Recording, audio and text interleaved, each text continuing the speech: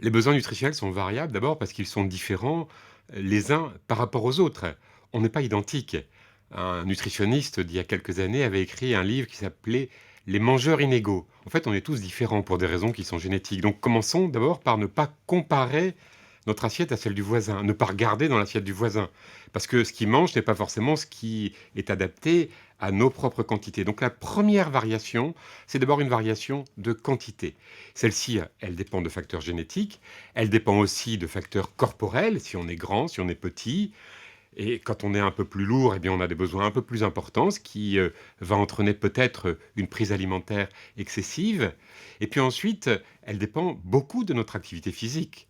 Bien sûr, j'ai oublié de le dire, elle dépend aussi du sexe, c'est-à-dire quand on a un garçon et une fille, c'est pas tout à fait les mêmes besoins. En général, les garçons sont plus grands, ils sont plus musclés, ils ont plus de besoins. Mais l'activité physique est encore plus importante parce qu'on peut être une fille et avoir une bonne activité physique. Et dans ce cas-là, on a des besoins qui sont importants. Au plus on a d'activité physique, au plus c'est facile d'avoir une bonne alimentation.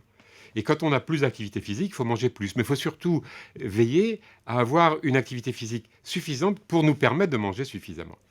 Ensuite, il y a des besoins qui varient en fonction de l'âge. Et quand on prend de l'âge, eh bien, on bouge un petit peu moins et donc on croit qu'on a des besoins un peu moins importants. Mais si on bouge pareil, eh bien, quand on est plus âgé, ce qui n'est pas le cas pour les élèves, bien entendu, eh bien, on a des besoins qui restent identiques. Donc, à activité physique égale, quand on est plus âgé, on a les mêmes besoins.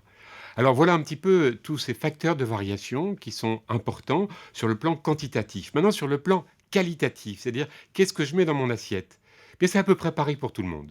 Tout le monde doit avoir une alimentation variée. Tout le monde doit manger des fruits, des légumes, du pain, du poisson, du beurre, de la viande, des céréales, des féculents, des légumes secs et toutes sortes de choses ainsi, de l'huile. Et voilà. Simplement, il y en a qui mangent un petit peu plus, il y en a qui mangent un petit peu moins.